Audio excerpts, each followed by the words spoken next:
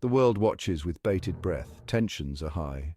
The threat of World War III, once a distant nightmare, now feels terrifyingly real. How would our leaders navigate this crisis? How would they protect their citizens and preserve peace? The answers may lie in the stark differences between two political figures, Donald Trump and Kamala Harris. Examining their potential approaches to a global conflict reveals a stark contrast in leadership styles and priorities. Donald Trump, the businessman turned politician, built his career on negotiation and deal-making. His approach to politics has always been heavily influenced by his business background, where striking deals and making bold moves were the norm. This mindset has often led him to take unconventional paths, both in the boardroom and on the political stage. He prides himself on being unpredictable, keeping his adversaries guessing. This unpredictability is a strategic tool he uses to maintain an upper hand, ensuring that no one can easily anticipate his next move. Whether in business negotiations or international diplomacy, this tactic has been a hallmark of his style. In a World War III scenario, this approach could manifest in unexpected ways. The stakes would be incredibly high, and the consequences of each decision could be monumental. His unpredictability could either be a strength, catching opponents off guard, or a liability leading to miscalculations and escalations. Would he attempt to strike a deal with hostile nations, even at the cost of concessions? His history suggests a willingness to engage with adversaries if it means achieving a favorable outcome. However, the nature of these deals and the concessions involved would be critical in determining their success and impact. Would he prioritize American interests above all else, potentially alienating allies? Trump's America First policy has often put him at odds with traditional allies, raising questions about the long-term implications of such an approach. Balancing national interests with global cooperation would be a delicate act. Trump's history suggests a preference for unilateral action and a disdain for traditional diplomacy. His tenure has been marked by a series of executive orders and decisions that bypassed conventional diplomatic channels. This approach, while effective in some cases, has also led to significant controversy and debate about its efficacy in the long run.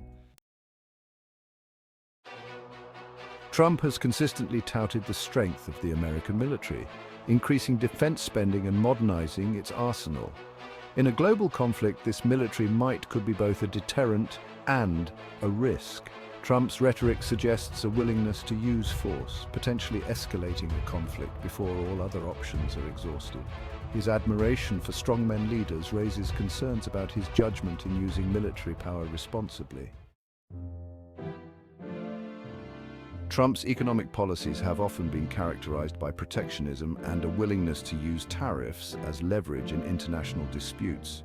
In a World War III scenario, he might employ economic sanctions aggressively, attempting to cripple the economies of enemy nations. However, this approach could backfire, triggering economic instability and harming global trade. Trump's focus on America First might also alienate allies who rely on economic partnerships with the United States. Kamala Harris, a former prosecutor and attorney general, brings a different set of skills to the table. Her background suggests a measured and deliberate approach, prioritizing diplomacy and international cooperation. In a World War III scenario, Harris would likely exhaust all diplomatic avenues before resorting to military action. She would likely work closely with allies, building international consensus and sharing the burden of responsibility. While committed to maintaining a strong military, Harris would likely view it as a last resort. She has expressed support for multilateralism and diplomacy-first approaches to international conflicts. In a World War III scenario, she would prioritize targeted and strategic military actions, minimizing civilian casualties and collateral damage. Her focus would likely be on de-escalation and finding a peaceful resolution. Harris has championed policies that promote economic fairness and opportunity.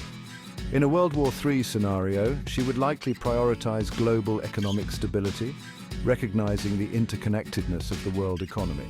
She might leverage international institutions like the United Nations and the World Bank to provide aid, stabilize markets, and mitigate the economic fallout of the conflict. The potential approaches of Trump and Harris to World War III highlight a fundamental clash of styles. Trump's unpredictability and willingness to upend norms could either prove to be an asset or a liability. His approach often involves making bold, unexpected moves that can catch both allies and adversaries off guard.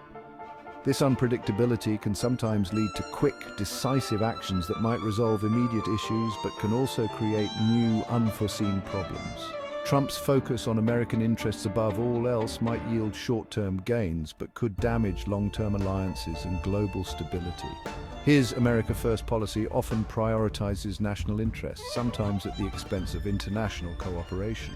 This approach can lead to strained relationships with long-standing allies and create a sense of uncertainty on the global stage. While some may argue that this strategy strengthens the nation's position, others worry about the potential for increased isolation and conflict. Harris's more measured and deliberate approach, rooted in diplomacy and cooperation, might offer a steadier hand in navigating the complexities of a global conflict. Her emphasis on building alliances and fostering international partnerships could help create a more stable and predictable global environment. Harris's background in law and her experience in the Senate have shaped her into a leader who values careful consideration and strategic planning. This methodical approach could be crucial in managing the delicate balance of power and preventing escalation. While some may view her style as overly cautious, others see it as a necessary counterbalance to the volatility of global politics.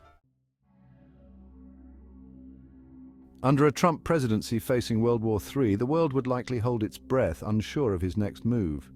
His unpredictable nature and penchant for bold pronouncements could escalate tensions or lead to miscalculations. Allies might find themselves questioning their alliances, unsure of American commitments. The global order, already fragile, could crumble under the weight of uncertainty and distrust. In contrast, a Harris presidency facing World War III might offer a glimmer of hope. Her commitment to diplomacy and multilateralism could pave the way for dialogue and de-escalation. Her ability to build consensus and work with allies might foster a sense of shared responsibility and collective action.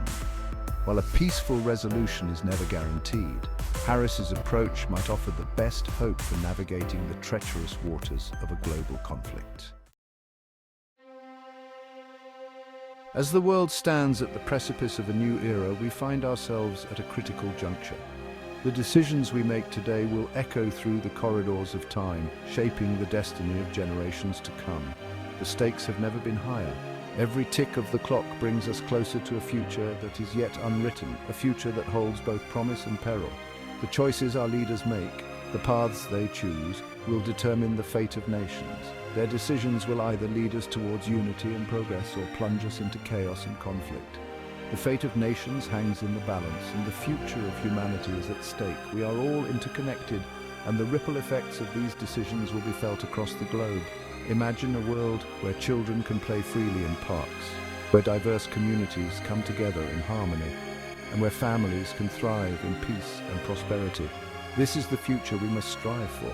In a world grappling with the threat of World War III, the urgency of our choices cannot be overstated.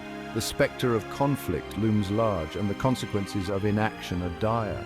Understanding the contrasting approaches of leaders like Donald Trump and Kamala Harris is not merely an academic exercise. It is a matter of survival.